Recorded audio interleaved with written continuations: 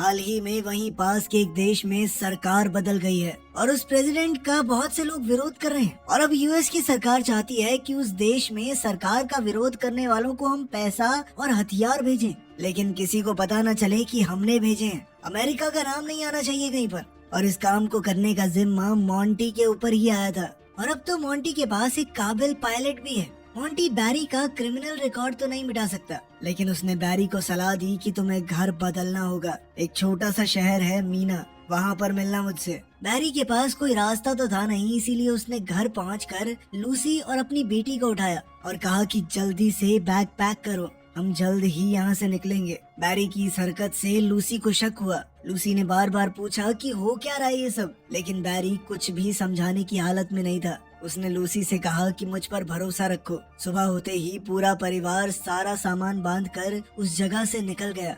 वो तीनों अब उस छोटे से शहर मीना में पहुँचे, जहाँ पर सिर्फ 2000 लोग रहते थे। ये लोग एक टूटे फूटे घर पर पहुँचे, जहाँ मोंटी ने उनके रहने का इंतजाम किया हुआ था। अभी बैरी वहाँ पहुँचा ही था कि तभी उसने देखा कि मोंटी भी वहाँ पहुँच चुका है और बैरी उससे मिलने बाहर गया। मोंटी ने बैरी को एक सरप्राइज दिया। वहाँ लगभग 2000 एकड़ का एक एयरपोर्ट था। मोंटी ने बैरी को ये तोहफे में दे दिया कि अब ये पूरी जगह तुम्हारी, जिस पर मौजूद सब कुछ अब बैरी का था। बैरी को अपनी आंखों पर विश्वास नहीं हो रहा था। उसने अपने आसपास देखा, लेकिन उसे भरोसा ही नहीं हो रहा था कि ये सब कुछ उसका है, क्योंकि मोंटी पहले पैसे तो बढ़ा नहीं रहा था उसके।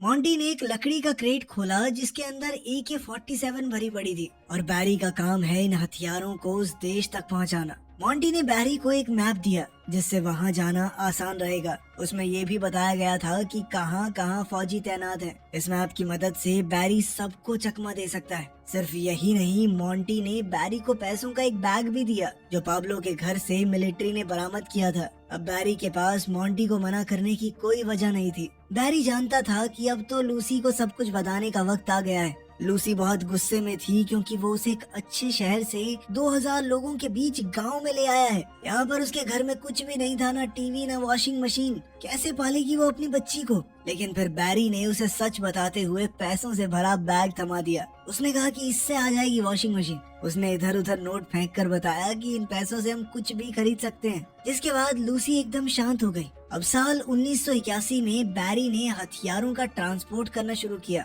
हथियारों से भरा बैग लेकर अब बैरी निकारागुआ देश पहुंचा। बैरी को लगा कि ये लोग उसका स्वागत करेंगे, लेकिन वहां पहुंचकर पता चला कि इन लोगों को हथियारों में कोई दिलचस्पी नहीं है, बल्कि उन्होंने बैरी के चश्मे और जूते छीन लिए, जिससे बैरी को गुस्सा आ गया। उसने तुरंत मोंटी को फोन किया और किस्सा समझाया, लेकिन मोंटी ने कुछ खास जवाब नहीं दिया। उसने कहा कि बैरी का काम हथियार सही वक्त पर सही जगह पहुंचाना है, उन लोगों को नहीं चलाने ना चलाएं। लाचार होकर वो दोबारा से उस देश में गया डिलीवरी करने, लेकिन इस बार वो अपने बचाव के लिए बेसबॉल बैट साथ लेके गया था कि आगे बढ़े ना माथा फोड़ दूंगा मैं, चुपचाप बंदूकें लो और निकलो यहाँ से। इस बार उसने इन विरोधियों को कुछ तोहफे भी दिए। हैरानी तो उसे तब हुई जब पाब्लो और उसके 2 भाई भी उस जगह आ गए, और वो यहाँ लड़ने नहीं आए थे, बल्कि उन्होंने बताया कि ये विरोधियों का ढोंग हमने ही रचा है ताकि अमेरिका की मदद ले सकें। अब पाब्लो ने दोबारा बैरी को पिछली बार की तरह स्मगलिंग करने के लिए कहा ताकि अवैध सामान की डिलीवरी यूएसए में की जा सके। क्योंकि बैरी के पास अब जबरदस्त मैप है जो उसने मोंटी ने दिया था, उसने ये करने से मना नहीं किया, क्योंकि मैप के जरिए पकड़े जाने की संभावना बहुत कम थी।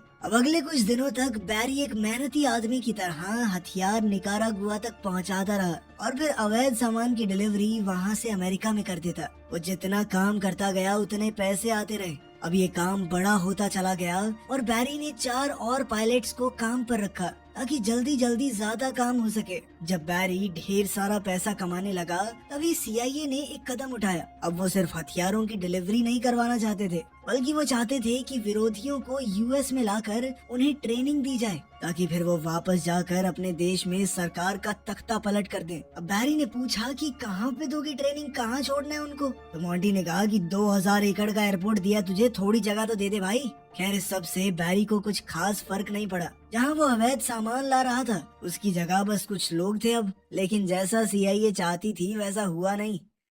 अपने देश में गरीबी और भूखमरी से परेशान ये विरोधी जैसे ही यूएसए की जमीन पर पहुंचे वो वहां से भाग जाते थे कि हमें वापस नहीं आना। लेकिन बैरी को इस सब से कोई फर्क नहीं पड़ता था। लेकिन फिर जल्द ही उसके सामने एक बड़ी परेशानी आई। बैरी के पास बहुत सारा पैसा था, पर अब वो सारा पैसा बैंक में तो जमा कर नहीं सकता, लोग पूछेंगे कहाँ से आया पैसा। इसीलिए उसने बहुत कम हिस्सा बैंक में जमा किया और बाकी पैसे आराम की जिंदगी जीने के लिए इस्तेमाल करने लगा। उसने पूरे शहर को पूरे साल की बेसबॉल की टिकट्स तोहफे में दे दी। उसने लूसी के लिए एक नई कार खरीदी और पूरे घर को रेनोवेट कर दिया। लेकिन वो जितना खर्चा करता उससे 2 गुना पैसा उसके पास आ रहा था। अब बैरी ने अपना पैसा छुपाने के लिए बहुत सी कंपनियां शुरू कर दी और शहर के लोगों को बिना मतलब के नौकरियों पर लगा दिया। उसके घर के हर एक कोने में पैसा छुपा कर रखा हुआ था, यहाँ तक कि थोड़ा पैसा घर के पीछे दफना दिया। बैरी बहुत ही बढ़िया जिंदगी जी रहा था, लेकिन फिर एक दिन लूसी का नालायक भाई उनसे मिलने आया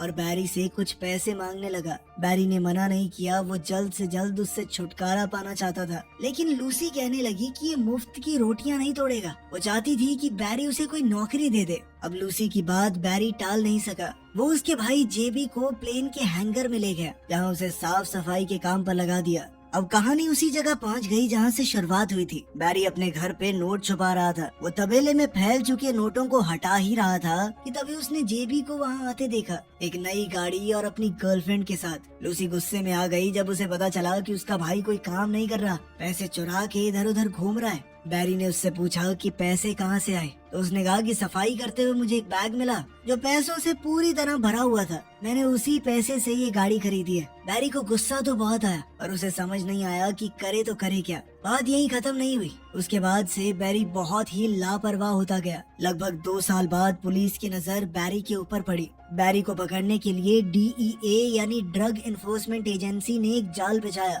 लेकिन बैरी जहाजों के बारे में सब कुछ जानता था। उसे पता था कि DEA के जहाज तेज तो हैं, लेकिन उनकी रेंज ज्यादा नहीं होती। बैरी पूरी रात समुद्र के ऊपर गोल गोल घूमता रहा और जल्द ही पुलिस के प्लेन्स का फ्यूल खत्म हो गया और उन्हें वापस मुड़ना पड़ा। लेकिन बैरी के ऊपर अब सिर्फ DEA ही नहीं, FBI की भी नजर थी। जिस हिसाब से बैरी के पास पैसा आ रहा था वो उनकी नजर में आ गया था। जल्द ही FBI के कुछ लोग मीना पहुंचे जांच करने। FBI के एक एजेंट ने देखा कि वहाँ पर बैंक ही बैंक खुले हुए हैं और एक से बढ़कर एक महंगी गाड़ियाँ सड़कों पर चल रही हैं। वो समझ ही नहीं पा रहे थे कि आखिर इस शहर के लोगों के पास इतना पैसा आ कहाँ से रहा है।